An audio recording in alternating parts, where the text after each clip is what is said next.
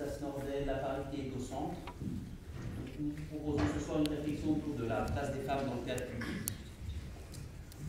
Pour mener cette discussion et l'animer et la nourrir, nous avons demandé à Bérénice Hamidi-Kim, docteur en éthique théâtrale, maîtresse de conférences à l'université Montpellier, de nourrir par ses réflexions nos débats, et à Marie-Josée Sirach, qui est responsable du service culture du journal Humanité et collaboratrice aussi de l'émission La Dispute Chalet-Millier 1, La Dispute à France Culture, de bien vouloir animer ces débats et ces discussions. Voilà, je vous laisse la parole, Marie-Josée. Bonne soirée. Merci. Merci. Merci, bonne soirée. En fait, je suis très heureuse d'animer cette rencontre parce que quand on regarde un petit peu en arrière, ça fait pas très longtemps que cette question-là, la place des femmes dans le théâtre, nous préoccupe. Elle a fait irruption sur le devant de la scène dans les années 2009, si je ne m'abuse, par l'entremise de la publication d'un rapport de Ren Pratt, qui a révélé des chiffres. Vous en avez quelques-uns qui sont publiés dans ce fascicule, qui ont eu un écho assez retentissant, parce qu'évidemment, tout le monde pensait qu'il n'y avait pas de souci dans le théâtre, que tout allait bien. Parce qu'effectivement, comme ça, on peut se dire que les femmes, elles sont là, on peut en voir sur les plateaux, dans l'administration. Elles sont à des postes souvent de relations publiques, de communication. Si on élargit le spectre des métiers un peu connexes, elles sont majoritaires, par exemple, dans les métiers des attachés de presse, assez majoritaires. Chez les critiques, c'est-à-dire chez mes confrères, nous sommes majoritaires, les consoeurs, sauf au Masque et la Plume, mais ça c'est une autre histoire. Et voilà, et en fait, quand on prend ces chiffres comme ça, de manière très froide, on est assez interloqué, on se dit mais qu'est-ce qui se passe? Alors, je ne vais pas vous accabler des chiffres parce que vous les avez sous le coude et vous pourrez les compulser chez vous plus tranquillement, mais c'est vrai que 92% des théâtres sont dirigés par des hommes, 86% des établissements d'enseignement sont dirigés par des hommes, 78% des metteurs en scène sont des hommes, 96% des opéras, grâce à l'apport des opéras en région, sont dirigés par des hommes, c'est-à-dire qu'il y a 4% de femmes, mais ce n'est pas les opéras nationaux, c'est les opéras en région. Et puis il y a un autre chiffre aussi un peu inquiétant, enfin en tout cas troublant, 52% des jeunes compagnies dont les budgets alloués de subventions sont inférieurs ou égaux à 30 000 € sont dirigés par des femmes. Et ce chiffre tombe à 19% dès que le budget, la subvention, est inférieur ou égal à 150 000 €. Voilà, donc c'est des chiffres un peu surprenants. Ils sont même accablants. Et en fait, par quel mécanisme en est-on arrivé là? Parce qu'on se dit que quand même, il y a une histoire du féminisme en France, qui, elle non plus, n'est pas très vieille au regard de l'histoire en général, mais qui a fait irruption sur la scène politique dès les années 60. Et on pourrait se dire que le théâtre est un lieu peut-être qui est à l'avant-garde des idées, et puis finalement, on s'aperçoit que non. Par quel mécanisme en sommes-nous là, aujourd'hui encore? Oui, alors c'est une très, très vaste question. Et effectivement, la réponse, elle est à plusieurs étages. Peut-être commencer par effectivement cette image. Effectivement, le coup de tonnerre est venu du premier rapport de Ren Pratt en 2005, même si évidemment des expériences de discrimination et de domination se vivaient au quotidien jusque-là, bien sûr, mais ce rapport a été extrêmement saisissant parce qu'il est venu révéler, et ça c'est la première chose très importante à dire, il est venu tendre un miroir au spectacle vivant particulièrement violent. Particulièrement violent parce que le monde du spectacle vivant se découvrait sexiste. Or, c'est un secteur professionnel qui se vivait comme étant de gauche, qui se vivait comme étant progressiste, et qui donc, par rapport à d'autres secteurs professionnels, se sentait plutôt en position de donner des leçons de façon générale de bonne conduite politique. Et là, la vérité statistique était tout à fait autre. Donc ça, c'est vraiment important de le signaler, parce que je pense que si cet écart entre l'image de soi qu'avait le monde du théâtre, après on verra de qui il est composé et par quoi ça passe du coup, mais si cet écart n'avait pas été si grand, sans doute qu'on n'aurait pas avancé depuis. Parce que ça, c'est quand même la première chose qu'il faut dire aussi. C'est pour ça que je dis que la réponse à la question comment on en arrivait là est complexe, mais l'état des lieux, il est complexe aussi. Parce que, en fait, il y a plusieurs images qu'il faut faire coexister. Du point de vue des chiffres, on n'a effectivement pas du tout évolué. Par exemple, depuis 2005, concrètement, on n'a pas du tout évolué. Si vous prenez... alors, il y a plusieurs... on y reviendra aussi sur les chiffres, qui les fait, comment et qu'est-ce qui nous raconte ces chiffres-là. Mais en gros, aujourd'hui, vous avez, depuis 2013, la SACD qui édite cette brochure « Où sont les femmes ?» voilà, avec des chiffres... donc, j'en évoquerai un ou deux après, pour illustrer la question justement des étages des chiffrements. Mais les chiffres globalement depuis 2005 qui sont à peu près les mêmes. C'est-à-dire que ça soit sur le nombre de femmes metteurs en scène dans les théâtres, que ce soit sur le nombre surtout des femmes à la direction des théâtres, la direction des... Si on prend par exemple la direction des théâtres nationaux, il y a même eu depuis quelques années une régression puisque maintenant il y a 0 femme. Il y a quelques années, ici il y en avait une. Pour les centres dramatiques nationaux, on est à peu près sur les mêmes chiffres. Du point de vue de ces données chiffrées-là, rien n'a changé. Ça, c'est incontestable, ou en tout cas extrêmement peu. Par contre, et ça c'est un point très très important, le discours a changé. C'est-à-dire que par exemple, il y a des discours sexistes qui avant passaient tout à fait bien, y compris de façon plus ou moins publique, et qui là ne sont absolument plus audibles. Ça, c'est quand même un changement important. C'est pas suffisant, mais c'est déjà important.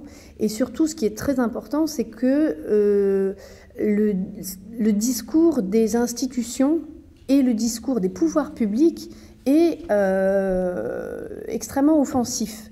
Et donc, ce qui a changé, c'est que c'est devenu un sujet, et c'est devenu un sujet légitime. Ça, c'est vraiment pas rien. Alors, ça, encore une fois, ça passe vraiment par le rôle des institutions. Il faut vraiment y insister, parce qu'on est dans une économie subventionnée par la puissance publique, et que donc, et puis encadrée aussi du coup par la puissance publique. Ce sont eux qui donnent les subventions. Indirectement, ce sont eux qui financent les programmations. Donc c'est un acteur qui compte. Donc évidemment, le type de discours qu'il produit, il a des effets assez forts. Donc le discours a changé, les chiffres n'ont pas changé. Voilà, donc l'état des lieux, en résumé, c'est un peu celui-là. Alors on pourrait dire, alors du coup ce sont que des mots et puis ça sert à rien.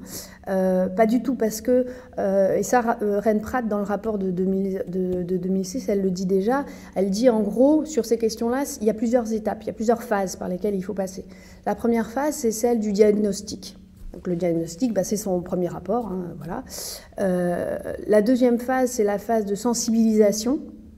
Et on peut dire que là, on a bien avancé de ce point de vue-là. Et puis après, il y a 2 autres phases qui sont le fait de se fixer des objectifs, y compris des objectifs chiffrés, et ensuite de mettre en place les politiques pour atteindre ces chiffres-là, et puis de voir si on les atteint ou pas. Donc là, clairement, on en est à l'étape sensibilisation, et l'étape atteindre des objectifs chiffrés, on n'y est pas encore. Voilà, donc on est en cours de chemin, mais le chemin, il n'est pas fini. Alors, voilà. Les discours ont changé. Effectivement, on a entendu des ministres. En plus, on a eu des femmes ministres, donc c'est vrai que c'était pas une question... c'était pas anodin. Et on a entendu un discours très volontariste sur la nomination de femmes à des postes importants dans des CDN. Mais on sent bien que si le discours a changé, ça ne suffit pas. C'est-à-dire que pour l'instant, les chiffres sont sans appel. Il y a tout l'aspect économique. C'est-à-dire que comment on peut... parce que, évidemment, si on en reste qu'au côté symbolique, y compris, vous le disiez vous-même, on est perdant. Par exemple, ici, auparavant, c'était une femme qui dirigeait ce lieu. Ayant été remplacée par un homme, il n'y a plus une seule femme qui dirige un théâtre national. Donc voilà, donc là on est en régression. Mais au-delà de ce côté symbolique, il y a tout un système économique qui fait que quand même, entre le moment au départ où des jeunes gens et des jeunes femmes vont dans des écoles apprendre leur métier de metteur en scène, d'auteur, d'acteur, tout ça, et à l'arrivée, il y a une déperdition. Et alors ça passe par, quand je dis économique, c'est même pas que économique, c'est aussi politique. Où disparaissent-elles ces jeunes femmes qui sont là? Où est-ce qu'elles se volatilisent dans la nature? Il y a quelque chose qui est aussi de l'ordre peut-être de la légitimité. À un moment donné, elles ne se sentent plus légitimes là où elles sont pour continuer à réclamer aussi leur place. Enfin. Alors effectivement, une des entrées dans la question, c'est celle des trajectoires professionnelles. Et donc là, je voudrais rendre hommage à un rapport qui vient de sortir, qui a été fait par une collègue, Raphaël Doyon, précisément sur les trajectoires professionnelles des comédiennes et des metteurs en scène, qui a été fait pour le compte de l'association HF Île-de-France, dont on va beaucoup parler, puisque ça a été quand même un des grands acteurs de la mobilisation suite au rapport Rennes-Pratt. Alors effectivement, ça passe par des tas de choses différentes. Alors ce qu'il faut commencer par dire, c'est que par exemple, du point de vue des comédiens et des comédiennes, la concurrence est beaucoup plus violente pour les femmes que pour les hommes à l'entrée, hein, puisqu'il y a beaucoup plus de femmes candidates dans les écoles, et qu'il y a de façon générale autant de garçons que de femmes, autant de femmes que d'hommes qui sont pris dans les écoles. Alors ça dépend un peu, il y a des nuances à apporter, mais globalement, il y a une concurrence à l'entrée qui est plus rude. Ça, c'est la première chose. Et puis après, c'est là où il y a deux choses. C'est-à-dire que d'un côté, le monde du travail du spectacle vivant, il est comme les autres. C'est-à-dire qu'on va avoir opéré les mêmes mécanismes de discrimination qui existent dans l'ensemble de la société. Et puis il y a quand même des choses spécifiques au spectacle vivant pour plusieurs raisons. Alors, effectivement, plus on monte, en fait, moins il y a de femmes, hein, globalement. C'est-à-dire que dans les compagnies qui ont les chiffres que vous évoquiez tout à l'heure, ils sont assez exemplaires de ça. Hein. Quand vous avez des petites compagnies avec des petits budgets, après on verra aussi, même selon les activités, les types d'activités, ce ne sont pas les mêmes. Donc voilà, dans les petites compagnies qui font des choses pas très valorisées, vous avez beaucoup de femmes. Où il n'y a pas d'argent, il y a des femmes, hein, en général. Et puis plus vous montez, que ce soit pour les compagnies bien aidées, les compagnies subventionnées, qui sont des compagnies plus reconnues que les autres, donc encore plus la direction des lieux, voilà, plus vous montez, moins vous avez de femmes. Donc à ça, il y a plusieurs raisons. Il y a des mécanismes d'intériorisation, hein. De ce point de vue-là, par exemple, HF Bretagne a fait une enquête qui était très intéressante, là sur les demandes de budget, en fait. Quand c'est des compagnies qui demandent de l'argent aux subventionneurs, ils se sont posé la question pourquoi les femmes ont moins d'argent. Alors, on leur donne moins d'argent quand elles en demandent, mais il y a aussi autre chose, il y a aussi que les femmes demandent moins d'argent. Donc ça, c'est des mécanismes d'intériorisation. Statistiquement, les femmes, quand elles font une demande d'aide au projet pour un spectacle, pour créer un spectacle, elles vont faire des demandes beaucoup plus modestes, voilà, que des hommes. Et d'ailleurs, du coup, après, il y aura parfois, ce que montrait l'étude, c'est qu'il y avait plus de décalage entre les demandes et ce que les gens obtenaient réellement pour les hommes que pour les femmes. Mais par contre, les subventionneurs, ils ne donnent jamais plus que ce qu'on a demandé. Donc si vous demandez peu, vous n'allez pas avoir beaucoup. Voilà, donc ça, on est dans des mécanismes d'intériorisation. D'une part. Après, il y a aussi des mécanismes, et ça, c'est des mécanismes qu'on observe dans l'ensemble de la société, c'est-à-dire que, voilà, c'est pas spécifique au spectacle vivant. Après, il y a d'autres mécanismes, là aussi typiques, qu'on retrouve partout, qui sont que, par exemple, sur tout ce qui concerne on vieillit, on a des enfants, par exemple, on choisit de fonder une famille, comment on se répartit dans le couple les tâches domestiques. Bon, bah, tout ce qu'on dit habituellement sur la double journée, sur le fait qu'il y a un partage inégalitaire des tâches qui reste encore très conséquent aujourd'hui, bon, bah, ça joue dans le spectacle vivant comme ailleurs.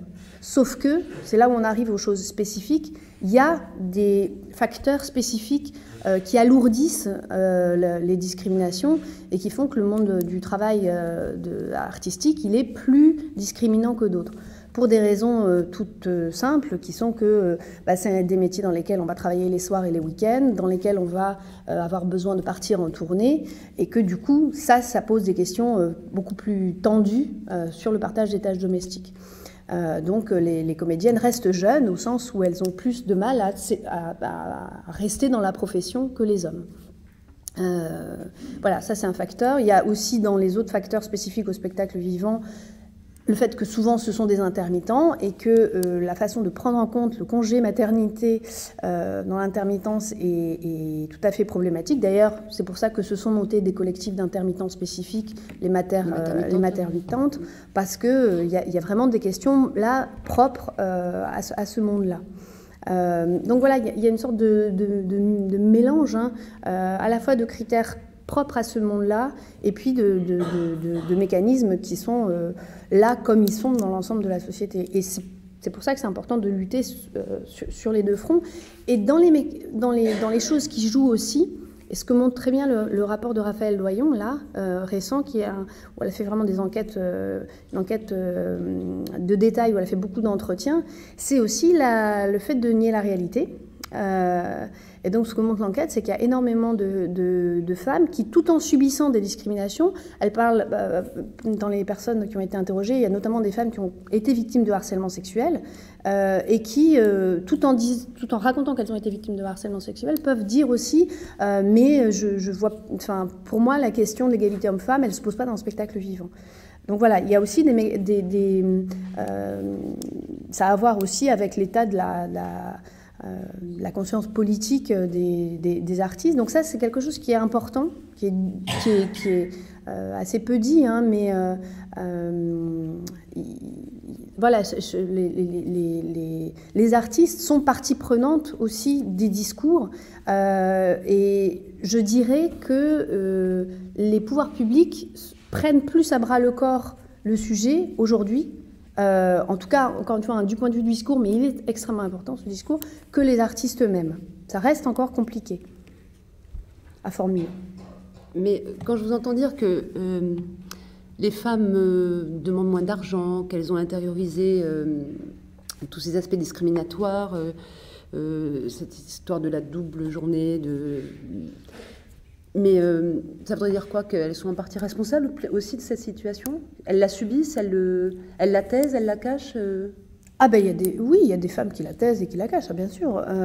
Oui, mais les femmes sont responsables autant que les hommes du point de vue du fait de ne pas lutter contre. Après, les rapports de force étant ce qu'ils sont, on ne peut pas dire que les responsabilités se situent au même endroit. Mais en tout cas, ce qui est sûr, c'est que si on est toujours sur cette idée qu'on est dans un chemin et comment on fait pour éventuellement aller plus loin sur ce chemin-là, il est évident que la libération de la parole, elle doit être plus grande que ce qu'elle est aujourd'hui. Il s'est créé les collectifs HF. Pour l'instant, ils ont maintenant des collectifs un petit peu partout en région. Ça a été au début un petit peu difficile pour qu'ils s'imposent dans les débats. Et puis finalement, maintenant, on s'aperçoit qu'ils sont partie prenante de beaucoup de débats.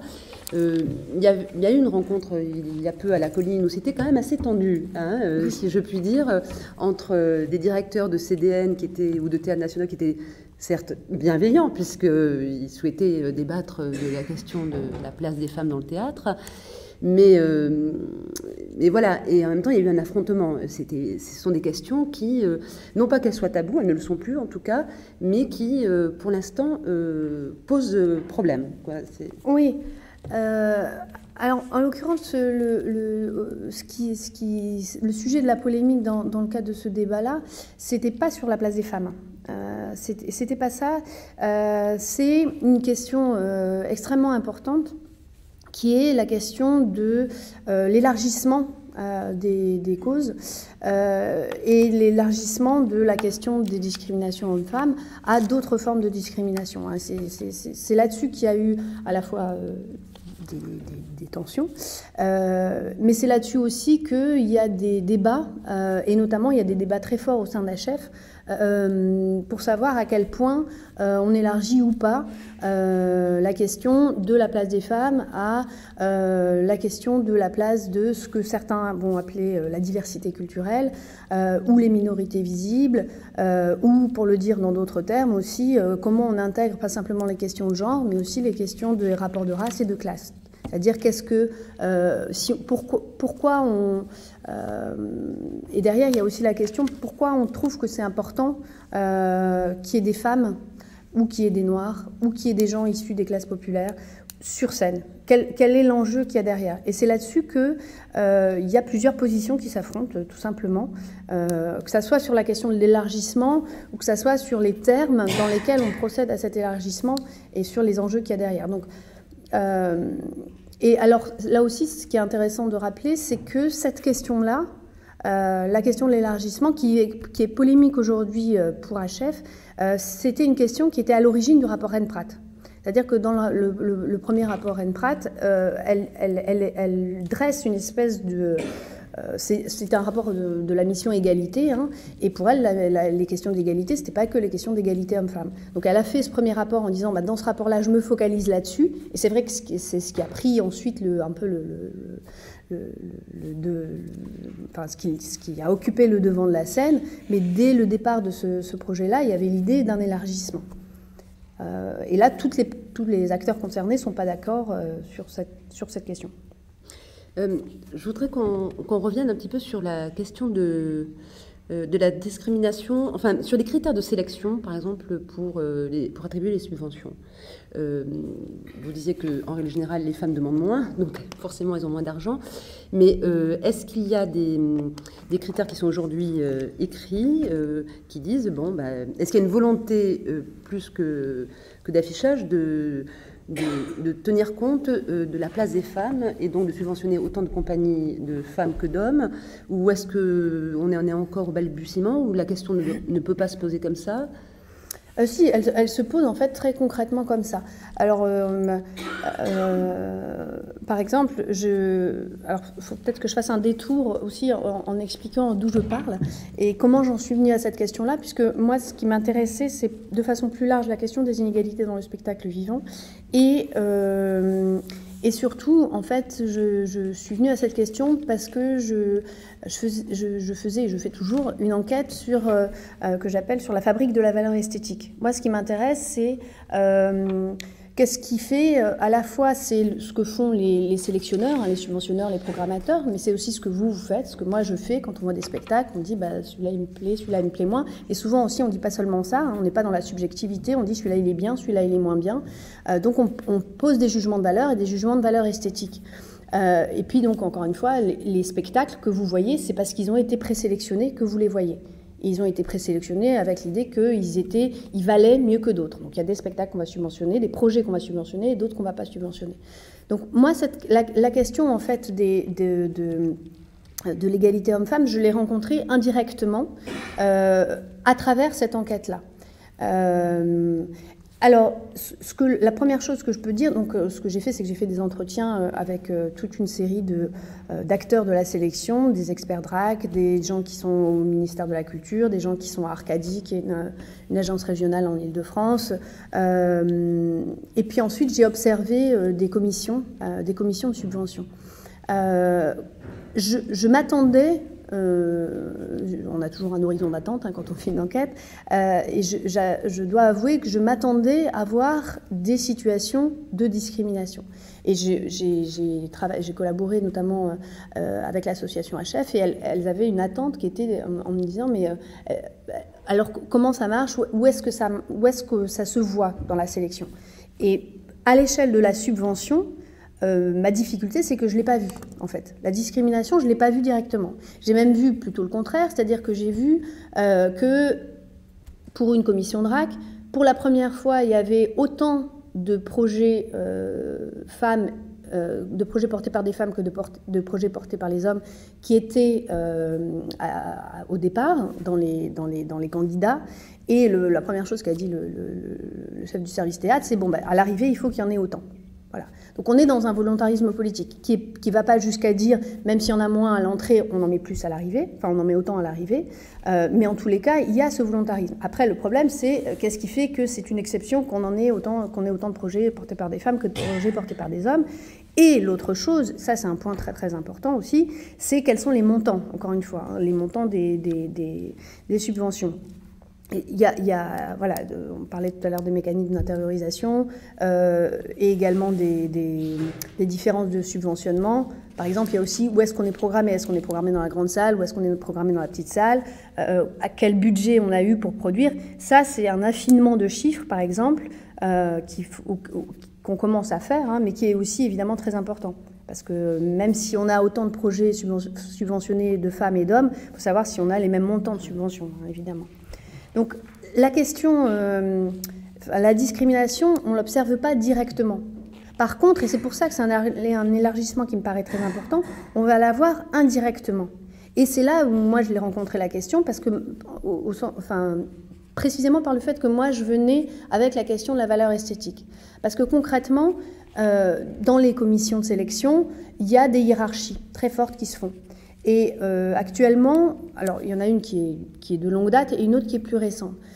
Celle qui est de longue date, c'est précisément de mettre en valeur la valeur esthétique, c'est-à-dire de dire on va subventionner, ça paraît du bon sens, on va subventionner un projet pour la qualité esthétique de ce qui va être proposé.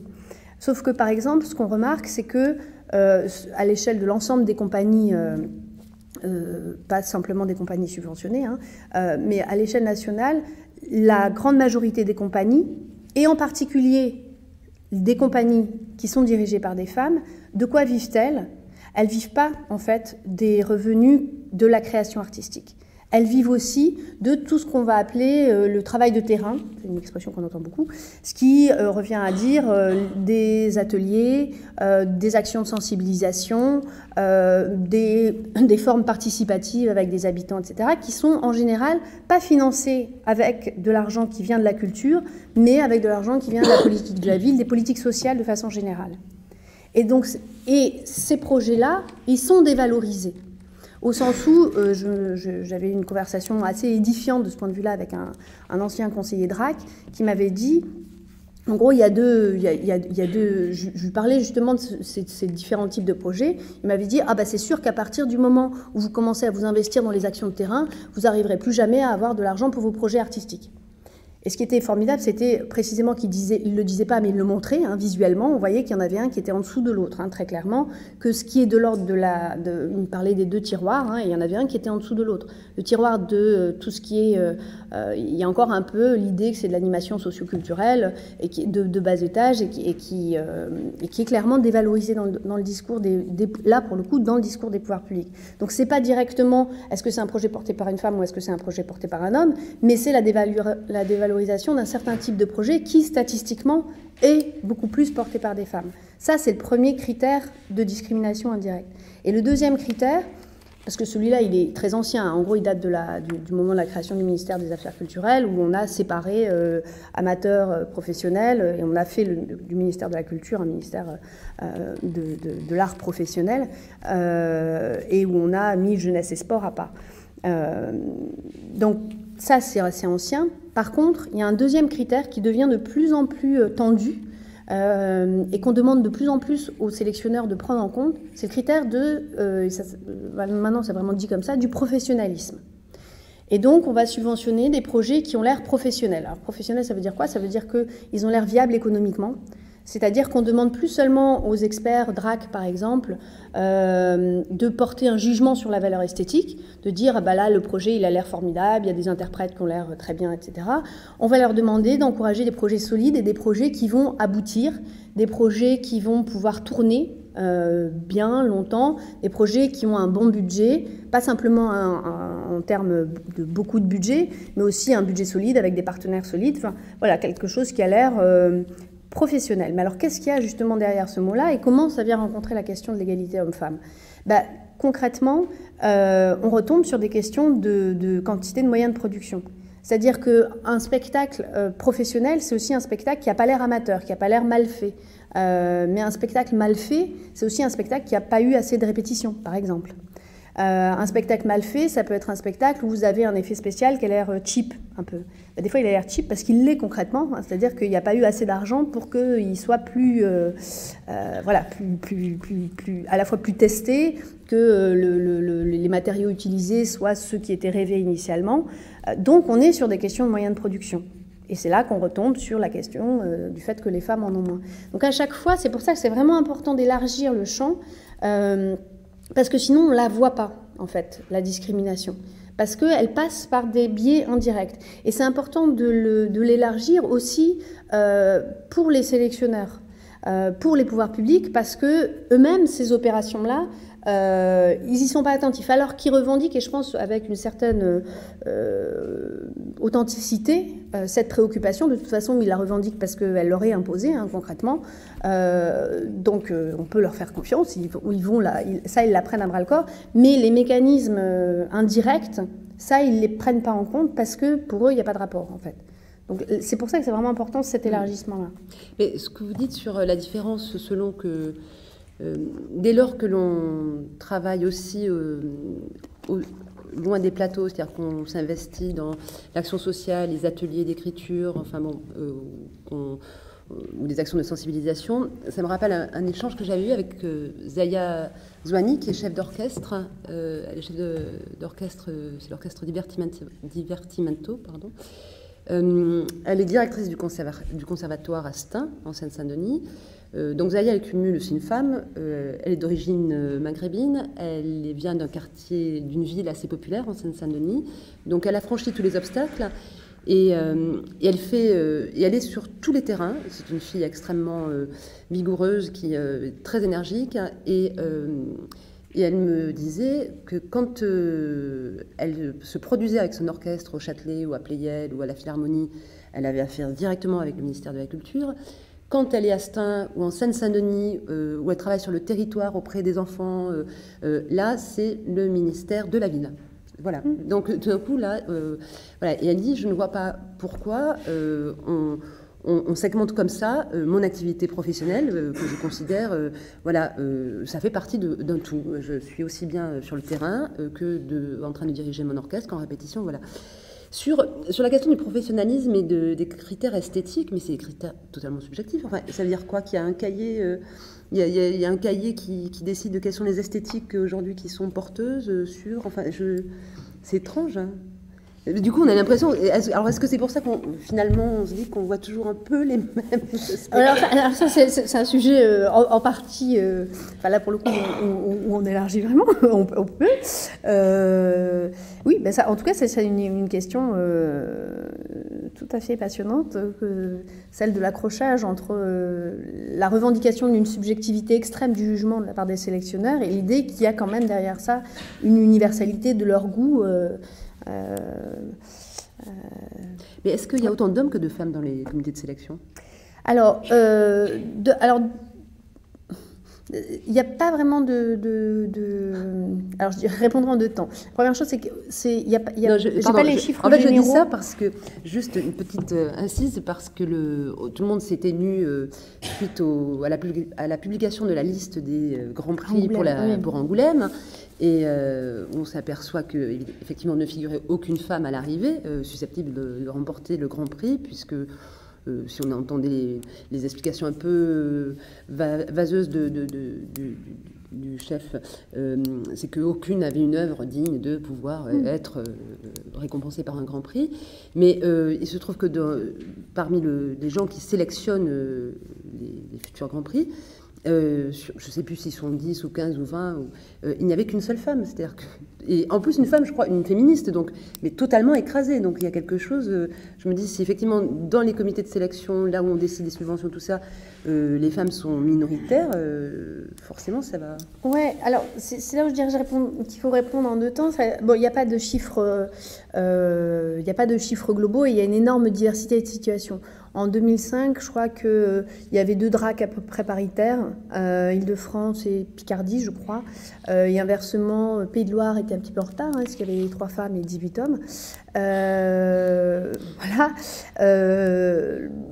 Là, de toute façon, il y a une réforme des DRAC toute récente qui fixe comme cap, là pour le coup très chiffré, une parité. Donc de toute façon, ça c'est en train de bouger, mais c'est là où il faut quand même répondre en 2 temps, parce que c'est pas parce qu'il y a autant de femmes que d'hommes qu'on arrive à une commission qui n'est pas sexiste. Donc c'est là encore une fois où entre un homme féministe dans une commission et une femme qui va pas du tout, qui va tenir des discours comme ceux que j'ai pu entendre de la part de certaines expertes, je voterais plutôt pour la présence d'un homme féministe. Non, mais parce qu'en fait, un des très gros problèmes du spectacle vivant, et c'est là où on tombe encore sur cette question de la valeur esthétique, c'est le discours sur l'art. C'est-à-dire, lors de la rencontre d'une des rencontres à la Colline, Stéphane Braunschweig expliquait que déjà c'était dur pour les comédiens en général en ce moment, que c'était dur pour les femmes dans la société en ce moment, mais que pour les femmes, pour les comédiennes, c'était doublement dur, quoi, et qu'ils étaient vraiment très sensibles à leurs problèmes, mais que un des problèmes aujourd'hui, c'était que, vous le savez, le secteur du spectacle vivant n'est pas ultra florissant, qu'il y a une forme de craintivité de plus en plus grande de la part des programmateurs. Du coup, il y a davantage de classiques qui sont joués, et il se trouve qu'il y a plus de rôles masculins que de rôles féminins dans les classiques. Et donc là, le discours, il est intéressant à déplier parce qu'il y a un impensé derrière qui est qu'il faut absolument des distributions de type naturaliste et que, par exemple, on ne pourrait pas avoir une princesse de Clèves avec seulement des femmes ou on ne pourrait pas avoir, comme c'est le cas pourtant du spectacle de Gwenaëlle Morin, des Molières avec des femmes qui jouent des rôles d'hommes et inversement. Donc derrière, il y a quand même, encore une fois, cette question-là du type de valeur esthétique qu'on veut défendre, d'une part, et un autre biais par lequel ça joue la question esthétique, c'est de dire que c'est pas leur problème. C'est-à-dire que ce que disait aussi Braunschweig, c'est moi je peux pas prendre en charge cette question-là. Je la prends en charge à l'extérieur en tant que je suis citoyen, tout ce que vous voulez, mais par contre quand je crée, je crée. Et il est très puissant ce discours-là dans le spectacle vivant. Et c'est aussi pour ça sans doute que ce monde a du mal ce monde professionnel a du mal à avancer. C'est à cause du discours sur l'art qu'il y a derrière, c'est-à-dire l'idée que les voies de la création sont impénétrables, que les questions de sexe n'y apparaissent pas, tout comme les questions de classe ou de race, que tout ça n'a rien à voir avec la grandeur de l'art. Et c'est un discours extrêmement violent parce que du coup, quand je parlais du discours de certaines expertes, c'est que concrètement certaines, précisément au moment où la DRAC ou la DGCA, ou le ministère de la Culture disait dans le cadre de réunions il faut encourager des projets aidés par des femmes, et bien on pouvait dire oui, mais si elles n'ont pas de talent. Mais il est extrêmement violent ce discours parce qu'il revient à dire, à expliquer le fait qu'il y a moins de femmes concrètement qui peuvent accéder à des postes de direction ou qui peuvent prétendre à des aides parce que du coup derrière, s'il y en a moins, alors c'est qu'elles ont moins de talent, effectivement. Donc c'est pour ça que c'est très important de déplier à chaque fois qu'on l'entend ce discours-là. Et c'est pour ça que moi, il me semble, plus je travaille sur ces questions-là, plus il me semble que c'est à réviser notre appréciation de ce qu'on appelle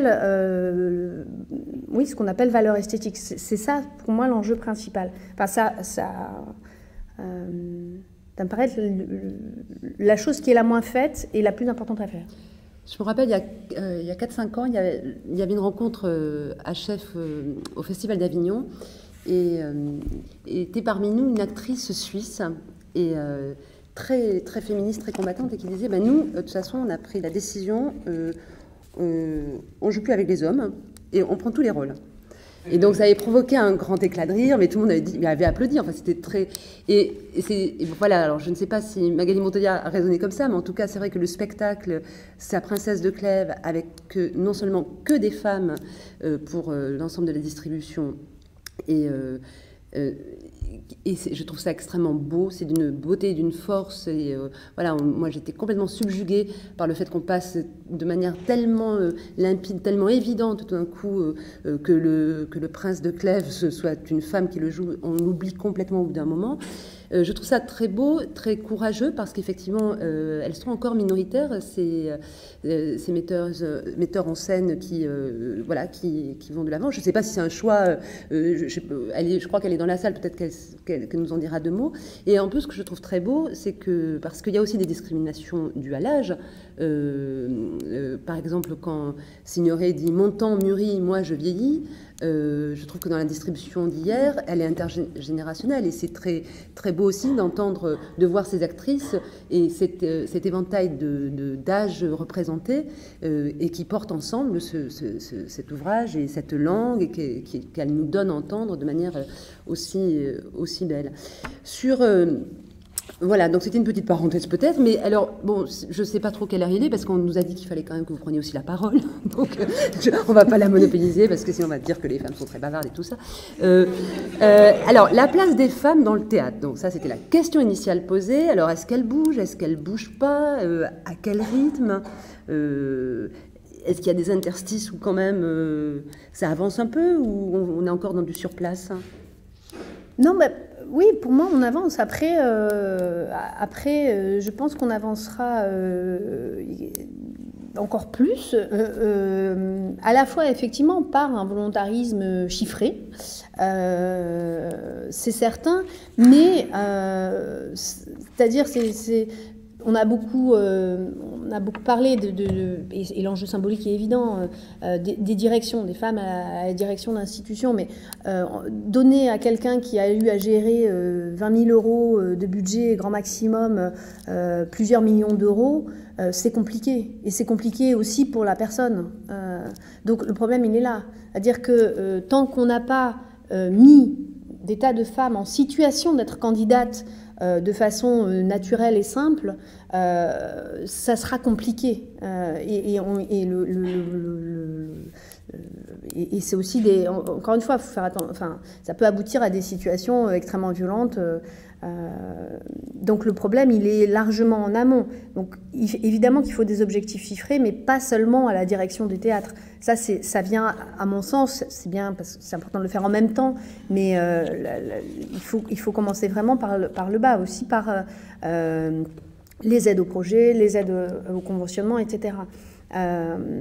Donc il y a les objectifs chiffrés, mais il y a aussi, de mon point de vue, vraiment la nécessité d'élargir le champ de la réflexion à d'autres questions, parce que c'est pas la seule question, et puis parce que bon, alors après ça c'est des questions de conviction politique, personnelle, mais de mon point de vue, s'il s'agit simplement que ce soit des femmes de la classe moyenne blanche qui prennent davantage le pouvoir, c'est une cause possible.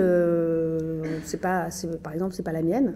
Je pense que si on lutte contre des discriminations, contre des dominations, c'est pas simplement pour un certain groupe, quoi.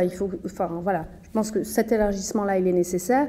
Et pour agir, l'élargissement que j'évoquais à la question de qu'est-ce qui fait art, pourquoi c'est un problème de distribuer des femmes dans des rôles, parce que par exemple, pour revenir à Braunschweig, l'implicite qu'il y avait derrière aussi, c'est que on va distribuer, il y a un peu la notion d'emploi qui est encore là, hein, pour les comédiennes, qui est là dans le spectacle vivant, qui est encore plus violemment là dans le monde du cinéma. Donc c'est aussi ces façons de représenter, et donc vraiment ces esthétiques-là qu'il faut questionner pour pouvoir faire avancer la question spécifique de l'égalité homme-femme. Et ça, c'est des questions qui traversent le spectacle vivant, mais pas uniquement. Alors, des mesures ont été faites sur la question de la parité dans les grandes entreprises, voilà, pour essayer de faire exploser ce plafond de verre. Mais effectivement, comme vous le disiez au tout début, on pouvait penser que quand même dans le théâtre, voilà, les choses sont peut-être même un peu plus... elles sont pires. Elles sont clairement pires. Enfin, du point de vue des chiffres, le monde de l'entreprise capitaliste est bien plus progressiste. Mais parce qu'il a été contraint de l'être. Hein. Encore une fois, la contrainte a ses mérites, hein, parfois. Mais oui, les inégalités sont beaucoup plus violentes dans le spectacle vivant. Et il y a la question des femmes, il y a la question de la représentativité, enfin, je ne sais pas comment l'appeler, des classes sociales. Alors disons, d'abord, je ne sais pas s'il existe des études sociologiques sur qui sont ces jeunes gens qui font aujourd'hui du théâtre et qui se lancent dans le théâtre, parce qu'il faut quand même, on peut se dire que derrière, il faut avoir quand même un peu de soutien familial, parce qu'on ne gagne pas sa vie de suite. Mais ça pose aussi la question, par exemple, du public, de la diversité du public. Le public de théâtre est quand même... voilà, bien issus de la classe moyenne, souvent enseignants, avec des jeunes. Il y a des endroits où il y a quand même un vrai travail. Je ne veux pas du tout accabler, parce que je trouve que dans beaucoup d'endroits, dans beaucoup de théâtres, les relations publiques font un travail extraordinaire auprès des jeunes publics et tout. Mais après, bon voilà, ça se perd. Idem sur la diversité du point de vue de couleur, c'est-à-dire qu'il y a peu de spectateurs noirs ou arabes dans les salles. Donc c'est... peut-être serait-il devenu un art bourgeois, mais ça fait un petit moment, oui. Mais que bourgeois. Non, mais pas bourgeois, classe moyenne, pas bourgeois non plus. Non, pas bourgeois, parce que par exemple les CSP+, comme on disait jadis, ils vont à l'opéra, mais tout à fait. Ah bah oui, là les statistiques sont assez significatives. Non, c'est vraiment un art de classe moyenne plutôt, le théâtre désormais. Mais ce travail, il a été fait énormément du côté des publics, mais justement, il n'a pas été fait du côté des producteurs. C'est ça qui est assez étonnant. C'est-à-dire s'émouvoir du fait qu'il y a que 16, et puis maintenant c'est 18%, la dernière enquête sur les pratiques culturelles des Français, 18% de la population qui a vu un spectacle dans l'année, des spectateurs de plus de 15 ans, parce que justement ceux de moins de 15 ans, ils y vont avec l'école, enfin, il y a des dispositifs pour les amener au théâtre. Donc ça, c'est presque devenu un passage obligé, ce type de critique-là, d'ailleurs de façon excessive, parce que 18%, c'est pas rien non plus, quand même. Donc du côté des spectateurs, ça, on l'a. Cette prise de conscience, elle est même ancienne, elle est même devenue presque paralysante. Mais elle n'a pas du tout été faite du côté des producteurs. Enfin, elle commence à peine à l'être. Et il y a quelques enquêtes qui commencent à être faites, notamment sur les écoles, parce que c'est un point important, évidemment, les lieux de formation, sur l'origine sociale de ceux qui font le théâtre. Parce que c'est aussi des questions... D'abord, c'est des questions d'égalité, voilà, au sens où c'est payé par l'ensemble de la collectivité. Du coup, c'est sûr que, voilà, comme dans la plupart des secteurs publics, directs ou indirects, c'est une question qui se pose parce que c'est de l'argent public. Mais c'est une question aussi d'imaginaire. Parce que peut-être qu'on n'entendrait pas les mêmes œuvres, qu'on verrait pas on verrait pas non plus les mêmes corps. C'est pour ça que moi je suis vraiment très soucieuse, je pense que vous l'aurez compris, de cette question-là de l'élargissement, parce que pour moi la question c'est aussi, tout à l'heure vous évoquiez la question de la diversité esthétique, pour le coup, pas de la diversité culturelle, mais la diversité esthétique. Ouais. Qu'est-ce qu'on voit sur les scènes et qui marche aujourd'hui? Quelles sont les esthétiques qui marchent et quels sont les collectifs qui marchent? Quels sont les corps des gens qu'on voit sur les scènes, des corps des spectacles qui marchent? Des corps souvent beaux, souvent jeunes. Il y a cette question-là aussi, par exemple, qui est importante et qui n'est pas du tout traitée. Donc c'est aussi la diversité des imaginaires. Et évidemment que quand c'est dans Le Monde, je lisais tout à l'heure un entretien avec Roche Dizem, qui était, enfin voilà, donc je vous conseille vraiment la lecture, qui revient justement sur son parcours de comédien, où il se sentait sans arrêt décalé, et pas simplement à cause de sa couleur de peau, mais aussi à cause du fait qu'il prenait le RER, qu'il n'était pas du même monde, et aussi quand on n'est pas du même monde, on n'est pas planté pareil sur la terre, et on raconte pas les mêmes choses. Donc il y a vraiment, de mon point de vue, un péril sur la diversité. Oui, des esthétiques et des imaginaires. Ça me fait penser ce que vous dites, qu'il faudrait songer aussi à élargir le spectre des critiques. Parce que l'uniformisation des goûts, de la part de certains critiques, participe en tout cas... Enfin, le même goût pour une certaine esthétique qui est dominante sur les plateaux aujourd'hui participe un peu à l'uniformisation du goût des spectateurs, même si les spectateurs sont suffisamment grands pour se débrouiller tout seuls et savoir apprécier ou pas les spectacles. Mais ça, je pense notamment quand Dieudonné Niangona est artiste associé à Avignon il y a quelques années de ça, il n'y a pas très longtemps.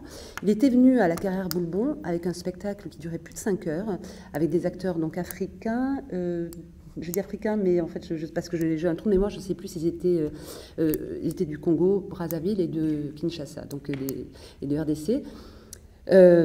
Et c'était un spectacle où il s'était complètement emparé pour ceux qui ont eu la chance, l'occasion d'aller à Avignon, la Gare Bourbon, c'est en dehors des murs, c'est loin, c'est au milieu de la Garrigue, c'est un endroit magnifique, magique. Et il s'était complètement emparé de ce lieu, il l'avait totalement investi, il jouait dans tous les sens, dans tous les coins. Et alors effectivement, d'abord, ils n'ont pas la même diction, donc ils n'ont pas la même formation, donc il faut tendre l'oreille, c'est-à-dire qu'il y a un effort à faire qui est demandé aux spectateurs pour suivre, voilà. Et puis il y a une musicalité, une façon de jouer qui est pas tout à fait la même. Et je sais que moi, je suis restée pendant 5 heures, mais totalement éblouie par ce qu'ils faisaient, par cette façon qu'ils avaient de raconter l'urgence d'un monde qui était en train de devenir fou. Et quand j'ai vu tous mes confrères se lever et partir à l'entracte, parce que ça les fatiguait, parce que ça courait trop, parce que ça braillait trop, presque. Et donc on a eu une discussion après. Hein, on a eu une rencontre entre les critiques et on s'est un petit peu bastonné parce que moi je pense qu'il faut que nous on soit capable aussi d'aller entendre ailleurs d'autres esthétiques. Et donc là c'était des acteurs africains qui venaient avec leur imaginaire, qui nous le faisaient partager. Et j'ai l'impression que cette question effectivement elle peut rencontrer aussi la question de la place des femmes, c'est-à-dire cette capacité de se dire, bon, oui, ce que vous disiez tout à l'heure, quand Gonal Morin fait jouer des Ganarelle par des femmes, c'est important, ça bouscule un peu nos habitudes. Voilà, en général, c'est un homme, il faut qu'il soit très dynamique, qu'il fasse des bonds partout. Non, ça peut être aussi une femme, et puis voilà, donc il y a du boulot, hein. Il y a du boulot, hein. Alors, je ne sais pas, est-ce que certains d'entre vous souhaitent intervenir, dire qu'ils sont entièrement d'accord, pas du tout d'accord? Oui, je vois un monsieur. Peut-être je ne sais pas si c'est possible d'augmenter un tout petit peu la lumière dans la salle. Non, mais sinon, c'est pas grave, je vais augmenter le taux de stress. Bonsoir. En fait, moi, j'avais une question. J'entends votre discours qui est super intéressant. Et en fait, je voulais savoir quelles seraient les limites de cette discrimination positive que vous souhaitez finalement. Pour des bonnes raisons, j'entends. Mais y aurait-il des limites et si oui, lesquelles? Princesse de Clèves jouée que par des femmes.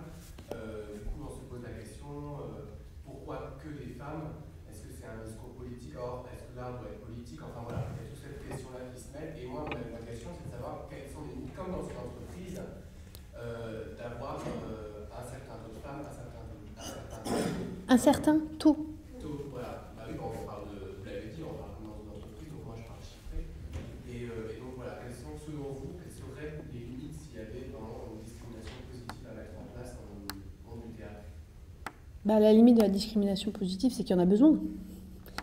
C'est ça la limite principale, c'est qu'on ait besoin de passer par là pour pouvoir résoudre plus exactement corriger une situation d'inégalité. L'intérêt alors c'est des débats vraiment complexes sur cette question-là de façon générale, hein, la discrimination positive, mais l'immense intérêt de cette notion-là, c'est qu'elle prend acte d'une discrimination.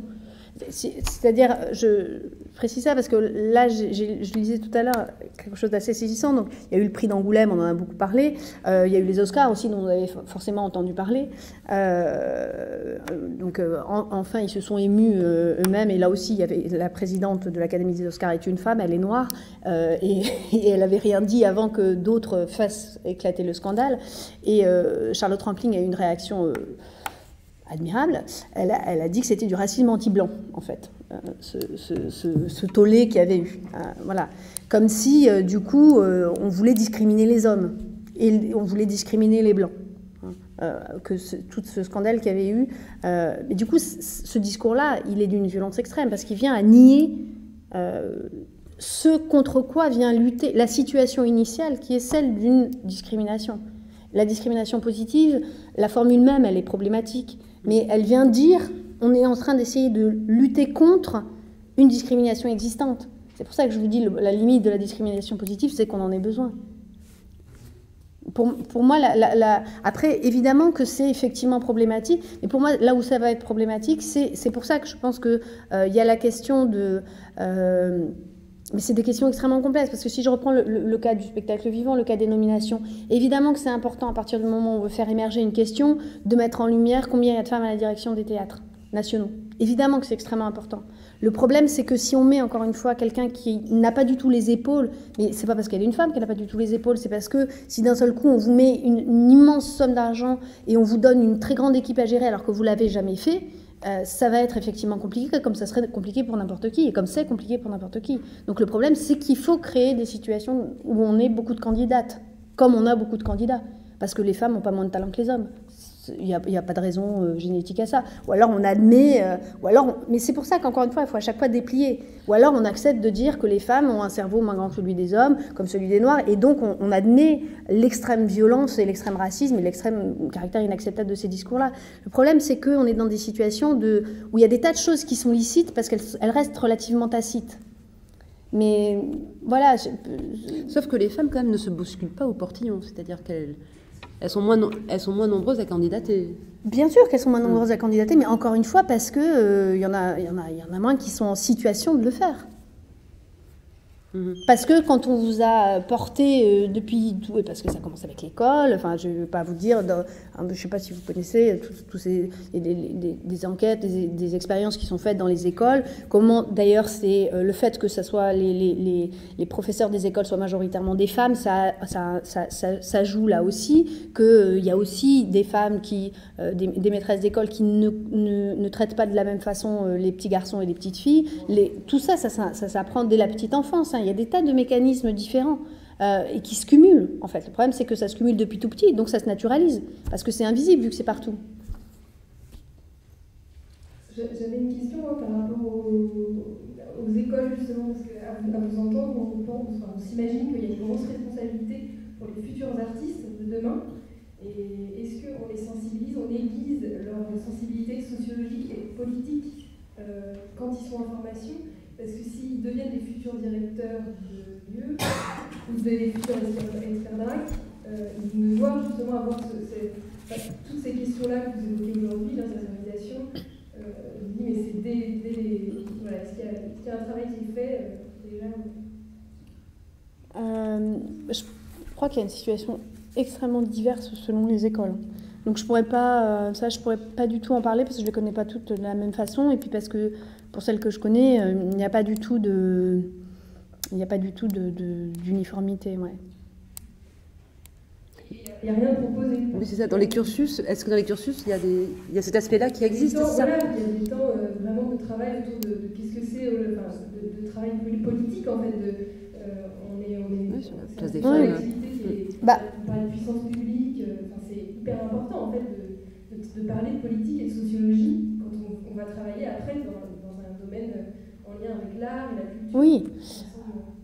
Bon, je pense que Frédéric Vossier, qui est là, le dira peut-être.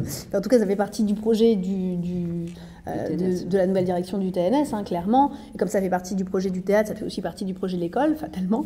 Donc voilà, je pense que ici, il y a des choses, je pense que ce n'est pas totalement anodin qu'ils organisent ce type de rencontre. Pour le conservatoire, c'est évident aussi que Claire Lannes, qui était très présente en fait dans le rapport de Rennes-Prat. Ça fait longtemps qu'elle est sur ces questions-là. Donc elle a une attention extrêmement grande à ça et à d'ailleurs l'élargissement sexe-race-classe. Hein, vraiment, c'est une question qui lui importe. Donc voilà, voilà pour les écoles que je connais un peu. Après, je pense que de façon plus large, le monde du travail actuel dans le spectacle vivant est tellement dur qu'il y a une attention quand même de plus en plus grande à pas laisser les gens dans la nature sans leur avoir fait prendre conscience du monde du travail qu'il y avait derrière. Donc ça fait partie des questions qu'il y a là-dedans. Oui, là devant. J'ai une question, je ne m'y connais pas trop, mais ça m'est venu comme ça dans la discussion, quand vous entendez parler. Qu'en est-il par rapport au regard des questions sur le genre et toutes ces discussions sur les différents mouvements par rapport au genre, trans, etc. C'est-à-dire quand on parle de différence hommes-femmes, d'égalité hommes-femmes, mais il y a des gens qui pensent qu'il y a plus un genre, enfin, il faudrait qu'il y ait transgenre ou qu'il n'y ait pas de genre, enfin qu'il n'y ait qu'un genre en fait. Donc qu'en est-il par rapport à cette question-là? Là, ça serait différencié homme-femme, enfin différencié par rapport au sexe. Mais des mouvements se positionnent autrement par rapport à justement la question du sexe. Bah, là, la question, c'est celle de l'égalité homme-femme dans le spectacle vivant. Donc après, vous allez avoir des esthétiques queer, vous allez avoir, il y a des spectacles qui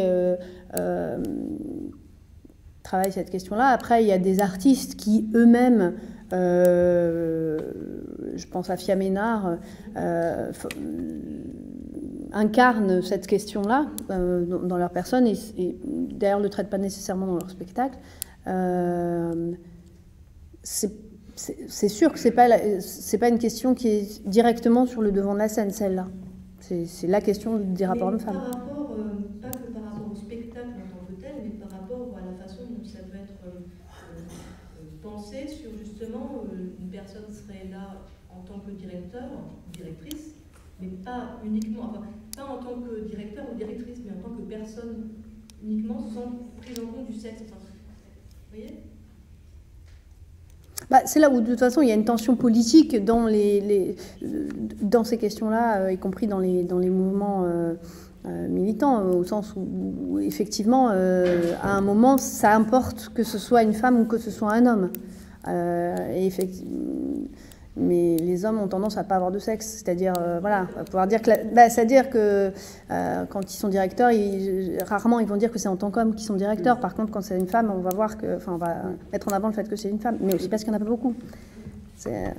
La neutralisation de cette question-là, elle viendra quand tu auras autant de femmes que d'hommes à des postes de direction, par exemple, à cet endroit-là. Donc c'est à ce moment-là qu'on pourra se poser la question, entre guillemets, de la neutralisation, comme vous dites. Mais c'est pas une question de neutralisation. Enfin, vous disiez ce mot-là, c'est pour ça que... Non, mais c'est-à-dire pas la neutralisation. Comment dire? C'est-à-dire que ça deviendra une question indifférente de savoir si c'est un homme ou une femme. Mais ce qui ne veut pas dire que la personne elle-même ne revendiquera pas dans sa vie d'homme ou de femme, de l'être ou de ne pas l'être. C'est des questions différentes. Oui.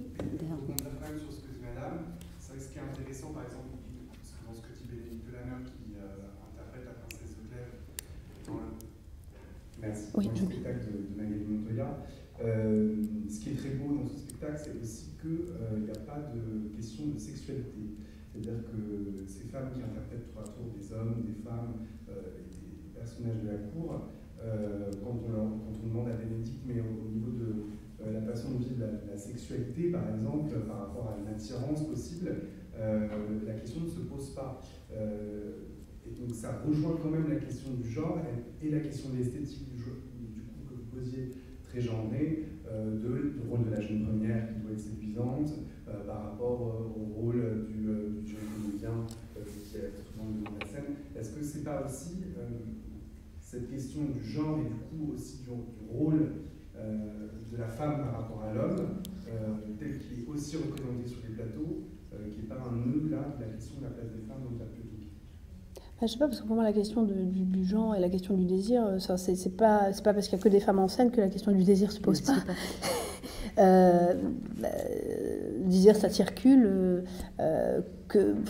Pour moi, il est question, de toute façon, après, c'est une sexualité frustrée, hein, clairement, dans La Princesse de Clèves, ça raconte ça.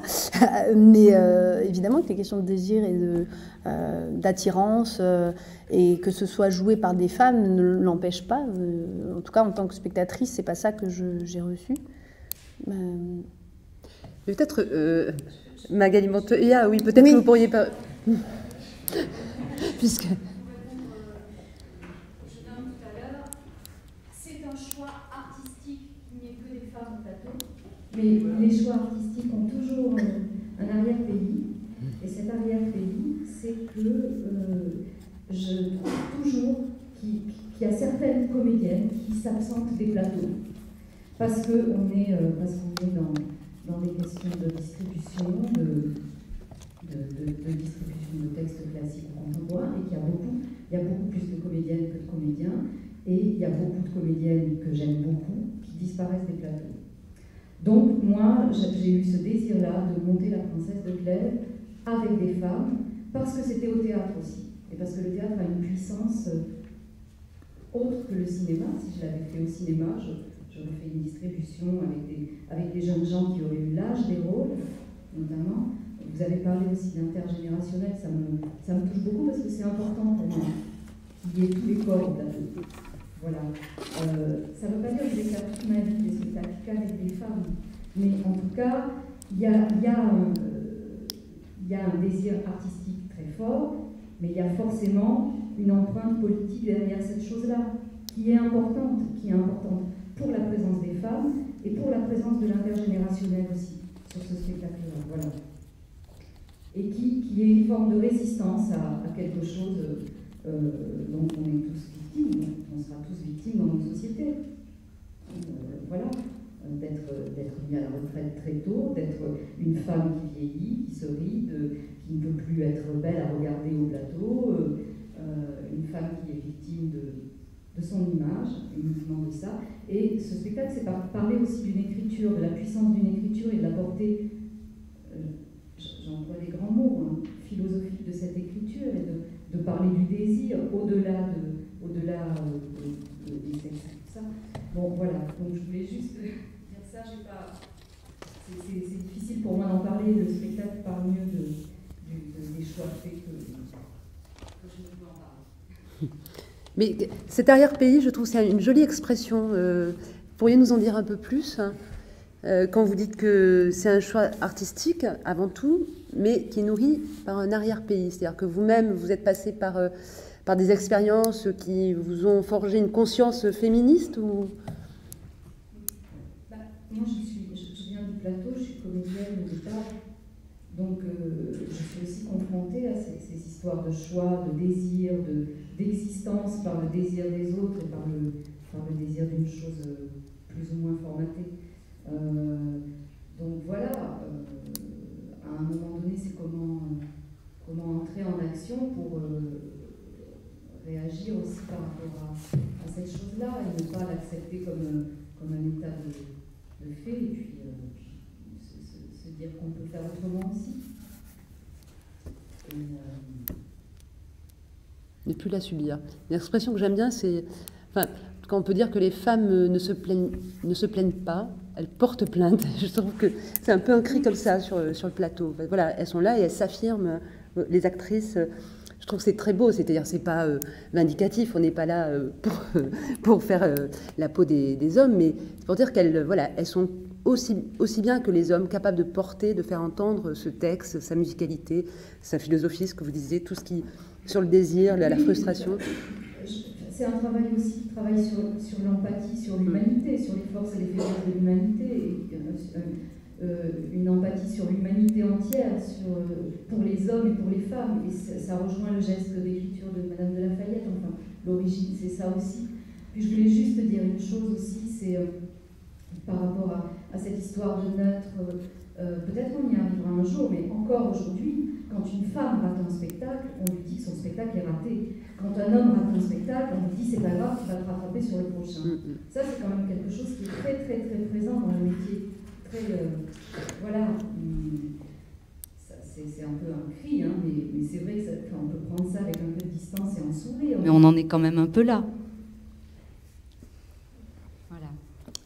Devant vous, il y a un monsieur. Oui, moi je suis québécois, en fait. Je suis très interpellé par ce que j'entends, parce que nous, au Québec, c'est très différent.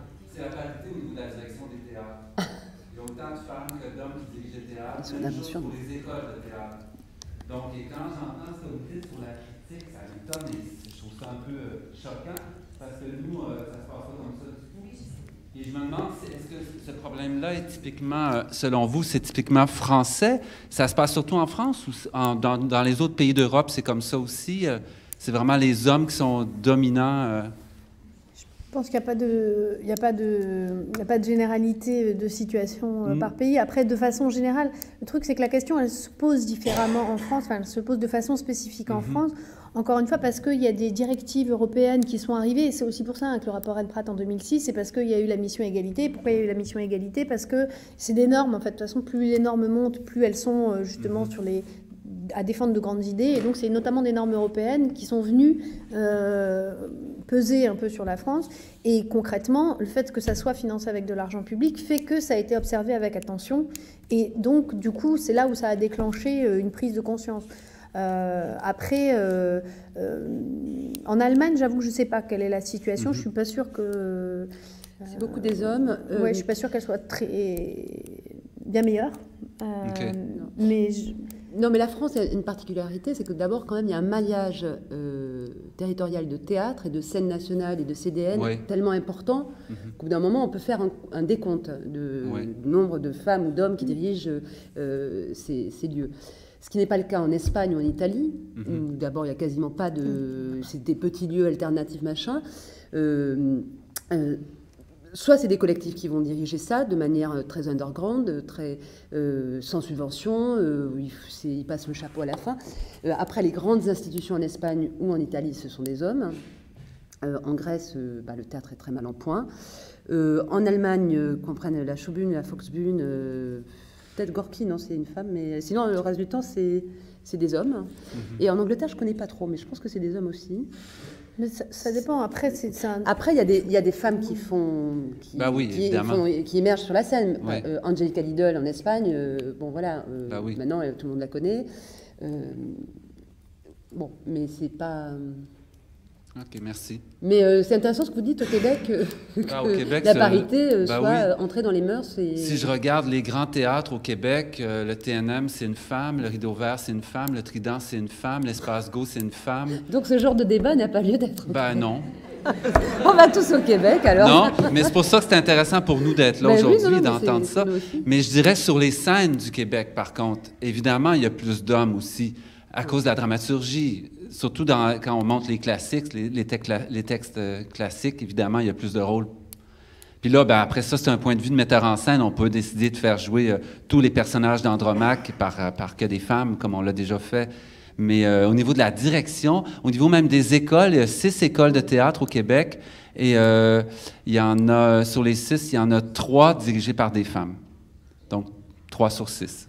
3 sur 6, d'accord. 3,5, ce serait dur. C'est pas une règle gouvernementale ou non, c'est comme ça. Les femmes se sont présentées pour diriger, puis elles ont été choisies. Puis, voilà. Donc, venez au Québec. Il y a une dame. Mesdames. Je voulais vous demander pourquoi les femmes sont-elles timides lorsqu'elles demandent des subventions. Sont-elles timides? Parce que... Parce que elles-mêmes se font font du du tort. Donc de ne pas oser demander plus de subventions. Vous disiez tout à l'heure, lors de votre conférence, que les femmes n'osent pas demander des subventions importantes. Donc on leur donne ce qu'elles demandent. Ce qui ne suffit pas. Oui, alors je contextualise un peu, c'est dans le cas de demande d'aide au projet, c'est-à-dire c'est des petites compagnies, c'est aussi que c'est des petites compagnies statistiquement qui demandent de l'aide au projet, et où effectivement elles font des demandes plus réalistes, c'est-à-dire qu'elles intègrent aussi davantage le fait qu'on ne va pas leur donner beaucoup, oui. Et si elles demandent plus, elles ont plus? Non. Pas nécessairement, mais en tout cas, si elles demandent pas plus, c'est sûr qu'elles n'auront pas. Voilà, c'est plutôt comme ça. Mais parce que, encore une fois, c'est tous ces mécanismes d'intériorisation qui... Pourquoi ont-elles peur de gérer de grands capitaux? De grands capitaux, je dirais pas jusque-là, ça reste assez modeste, mais... Je voulais poser parce que vous avez quand même beaucoup de femmes, je sors du théâtre, qui ont des postes importants. Dans les entreprises, oui.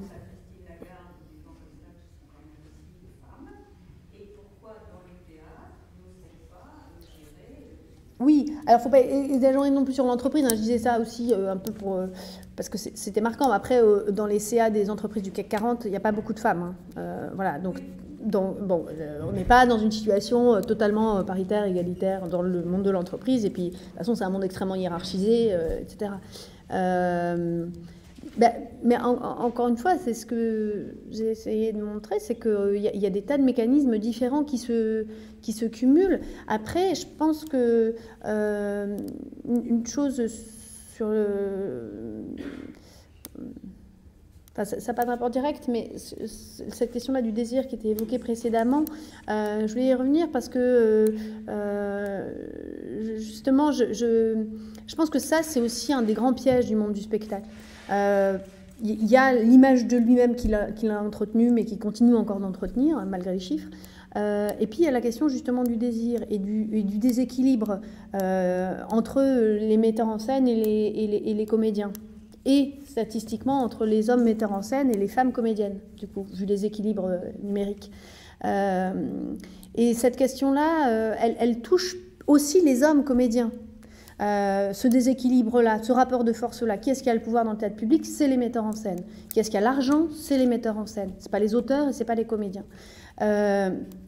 Et quand on est en situation d'être désiré, on n'est pas en situation de demander une augmentation de salaire.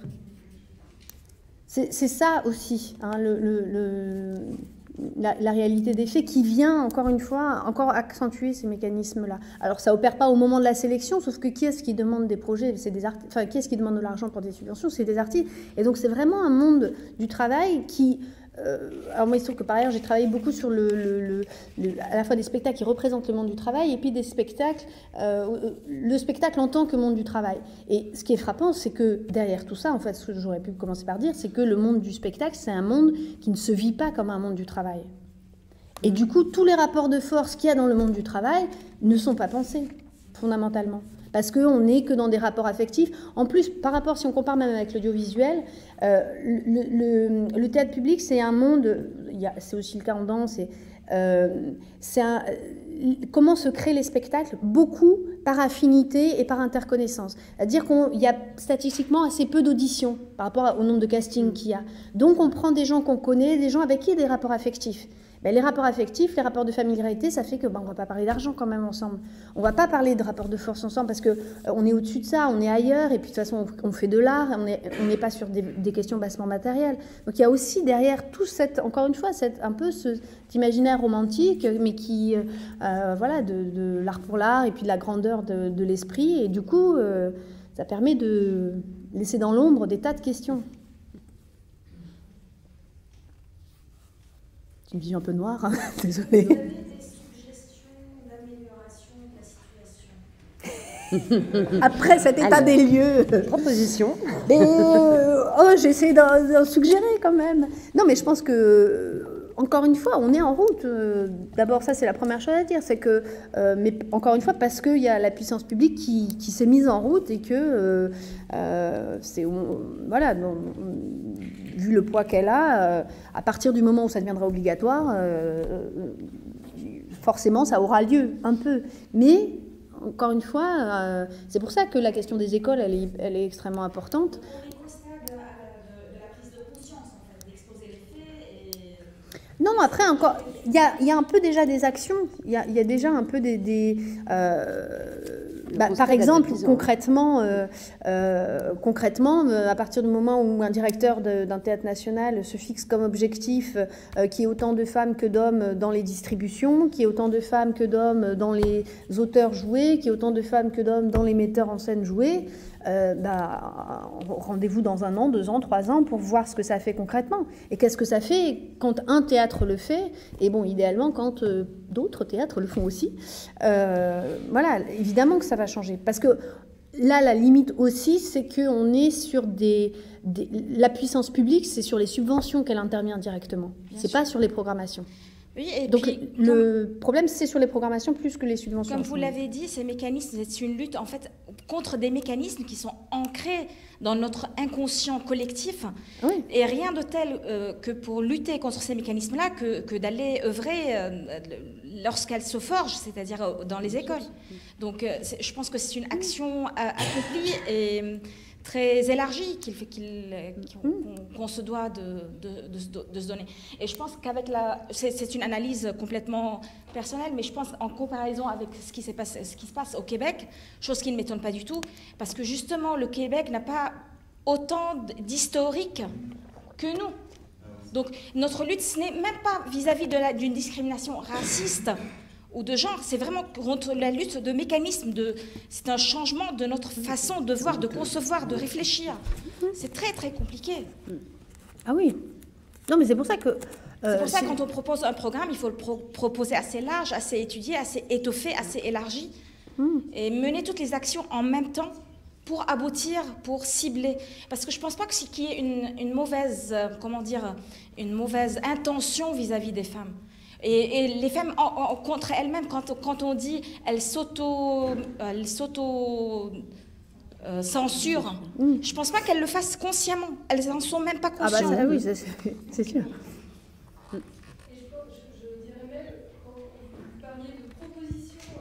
Améliorer la situation. On parlait du Québec, et moi je travaille avec une directrice qui travaille au Québec, qui dirige un théâtre au Québec, où je suis sensibilisée à ce qui se passe au Québec, et je travaille sinon avec plein de compagnies en France et en Suisse, et ce que je peux encourager, c'est les projets européens, les projets transnationaux, parce que ça fait un bien fou de ne pas rester en France et de voir ce qui se passe ailleurs, et de mélanger vraiment les cultures pour donner du souffle au projet culturel. Je pense que vraiment la France a besoin de ça dans les années qui viennent. En tout cas, c'est pour eux aller dans les écoles, parler de ça dans les écoles et aller voir ce qui se passe dans les autres pays. Ça va nous aider, c'est certain, à nous redresser. Même si du point de vue de la vie professionnelle des comédiens, l'herbe n'est pas vraiment plus verte ailleurs. Hein.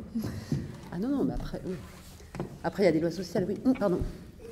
Je me demande, est-ce que dans votre région, ça existe les collectifs HF Oui. Ah oui. Et pas ici.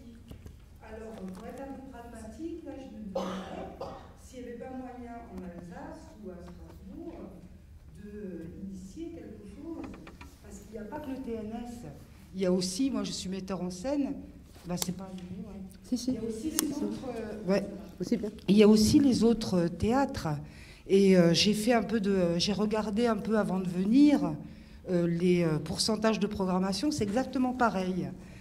5 et 13 par exemple, des choses comme ça, sur toutes les institutions d'ici. Donc moi je connais le collectif HF à Lyon, je connais à Paris, j'ai eu l'occasion d'aller à des réunions, mais je trouve ça bizarre que dans la région où je suis, je ne puisse pas. Voilà. Donc je voulais dire ça, et je ne sais pas comment vous l'avez pensé avec le TNS, mais je pense que c'est au-delà d'un simple établissement, c'est avec les autres aussi. Ah mais on n'est pas du tout lié à HF, nous. Hein. Je sais. Mais là, à l'issue de la réunion, je pose la question de HF en Alsace ou à Strasbourg. Parce qu'ils ont... Oui, parce qu'en... Voilà, c'est pour ça que je lance... Non, mais je les connais en plus. Je connais bien Sylvie à Lyon, je les connais. Mais c'est ici qu'il faut qu'on se fédère. Ah oui, mais les collectifs HF, c'est des collectifs en partie auto-actifs. D'ailleurs, au départ, c'est des choses, c'est des collectifs régionaux. Il y en a bien ils sont créés dans plusieurs régions. Et après, l'idée, c'est que les artistes d'une région en créent un. Voilà, mais tout à fait. Ça vient donc pas je lance je sais pas comment on dit, le ballon. Un appel à la création voilà, d'un HF Alsace, tout à fait. J'aurais aussi une question. C'est au moment où Aurélie Filippetti a nommé une grande partie de directrices de centres dramatiques nationaux, enfin quelques-unes en tout cas. J'imagine que vous avez suivi ça de près. Quelles ont été en gros les réactions qu'il y a pu y avoir à ces nominations de femmes ? Alors, je dirais que ça a été un peu brouillé. Pour rentrer un peu dans le détail, je pense que les nominations de femmes à la direction de centres dramatiques nationaux sous Filippetti ont été un peu brouillées par le fait qu'en même temps n'était pas reconduite une femme à la direction d'un théâtre national. Donc je pense que les deux choses sont un peu mêlées dans la réception collective. Après, sur les nominations de femmes, la plus... celle qui a fait le plus parler d'elle, c'est la nomination de Marie-Josée Malice au centre dramatique de la commune, à Aubervilliers. Et là aussi, ça s'est télescopé, mais c'était intéressant avec la création d'un spectacle qui a été effectivement mal reçu par la critique. Et c'était assez intéressant, effectivement, de voir que du coup, on a pu entendre assez fortement cette idée que, voilà, la preuve était là, voilà, on avait nommé une femme, et qu'est-ce qu'elle faisait? Rien de bien. Et effectivement, alors, bon, à la fois, j'abonde dans le sens de ce que vous disiez tout à l'heure sur quand une femme fait un spectacle raté, on va davantage lui dire qu'il est raté que quand c'est le cas d'un homme. Je pense que faut pas nier non plus la violence liée à la dissymétrie de la relation entre. De toute façon, l'artiste, c'est un animal domestique en France, et ça c'est compliqué aussi. Non, mais c'est vrai. Il y a à la fois une extrêmement grande bienveillance de façon générale, mais il y a une forme de docilité qui est attendue, et puis mais parce qu'on est en attente de subvention, on est en attente de reconnaissance, c'est un métier extrêmement fragilisant, hein, et les hommes ne sont pas exempts à partir du... Voilà, donc je pense qu'il ne faut pas tout mettre sur la question des rapports hommes-femmes, parce qu'il y a aussi des tas d'autres dissymétries qui existent, et que la dissymétrie qui est qu'on attend des subventions pour créer, elle en est une, hein. Et une forte. Mais il est vrai que, par exemple, là, pour ce cas-là, la violence des réactions et l'ironie qui est arrivée tout de suite, comme moi j'ai entendu de la bouche de grands directeurs de théâtre, y compris dans ma région, concernant cette nomination, était d'une très grande violence. J'ajouterais même, elle était d'une violence assez surprenante, c'est-à-dire que sur Marie-Josée Malice, parce que certes son spectacle, peu importe mais les critiques ont été extrêmement violentes sur le spectacle, mais ça allait bien au-delà, c'est-à-dire que en juillet, elle était condamnée pour la programmation à partir de septembre, c'est-à-dire que tout le monde lui était tombé dessus pour dire elle fait un mauvais spectacle, donc ce sera une très mauvaise directrice de centre dramatique national. Ça a été horrible. Moi, et c'est vrai que là-dedans, il y a eu une espèce, un emballement. Les mecs étaient bien présents quand même, hein, dans cette histoire-là, et j'ai trouvé ça parfaitement injuste. Et on était très peu à la défendre. Au-delà du spectacle, la question, ce n'est pas le spectacle. Le spectacle, après, chacun est libre d'argumenter, d'aimer, de ne pas aimer, de dire les raisons. Mais sur le procès qui lui était fait en amont de sa direction de théâtre, alors qu'elle n'avait pas encore pris les rênes du CDN à Aubervilliers. Donc, et puis là, de toute façon, elle est depuis 2 ans, 3 ans, je ne sais pas. Je trouve que c'est plutôt intéressant ce qu'elle fait. C'est intéressant. Elle défriche des choses, elle tâtonne, machin, mais voilà. Ça change de Besace, qui était là depuis 30 ans. Voilà, qu'est-ce que vous voulez que je vous dise ? Il y a des barons qui ne lâchent pas. Ils ne lâchent pas. Voilà, bon, mais Besace, il fait de la télé, il fait des téléfilms, c'est très bien. Non, je plaisante, il fait aussi du théâtre, je suis méchante.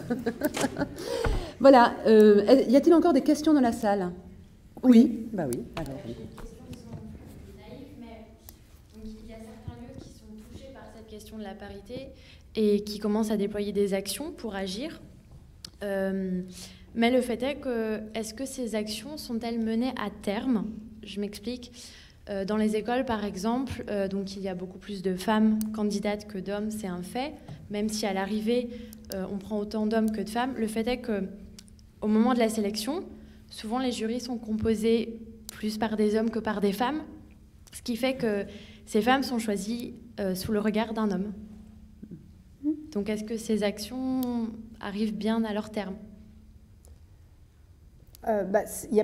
Pour le coup, là, dans le processus de sélection que vous évoquez, il n'y a pas de volontarisme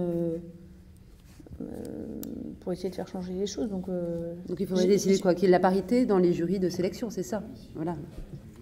C'est-à-dire que si on engage la parité dans les écoles, si on engage la parité, on forme après des élèves, comédiens ou metteurs en scène, à aller sur le terrain et déployer cette parité. Mais si déjà à la sélection, il n'y a pas cette parité, ça pose aussi un problème. Elle ne peut pas être qu'au bout, il faut qu'elle soit dès le début de cette aventure-là, bien sûr. Et en même temps, c'est pour le coup la parité du point de vue des recrutements qui est problématique aussi, puisqu'il y a plus de femmes candidates et il y a une parité au sens où il y a souvent autant de garçons que de filles qui sont pris. Là, en l'occurrence, la parité est pas une avancée pour les femmes. Oui, c'est ça, et qui plus est, des femmes choisies par des hommes en majorité. Des femmes qui sont choisies par des hommes, parce que les jurys sont grandement composés d'hommes par rapport aux jurys femmes. Ça, je ne sais pas si elles sont majoritairement dans toutes les écoles choisies par des hommes, j'en suis pas sûre. Dans beaucoup quand même. Bon, mais c'est une question à étudier. Oui, hein, voilà. Parce que nous n'avons pas les chiffres sous les yeux. On aurait pu parler aussi de la place des auteurs nous n'avons pas évoqué, qui sont très peu jouées sur le plateau, alors qu'elles existent, elles sont nombreuses. Mais je crois que les chiffres, là aussi, parlent d'eux-mêmes. 85% des spectacles joués sont des spectacles écrits par des hommes, donc bon.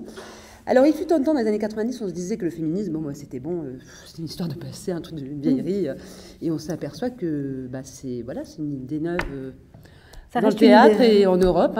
Voilà, j'entendais quelqu'un qui disait il faut aller ailleurs, il faut voir, se nourrir d'autres expériences, effectivement. Et la question des femmes et de la parité ou de l'égalité n'échappe pas à cela. Bien, mais merci. Qui devait aller ailleurs, en fait, c'est aux responsables qui ont ancré ces mécanismes. Absolument, oui. Oui, nous on voyage. Nous. Merci beaucoup. On ne demande pas mieux. Merci. Merci, bonne soirée.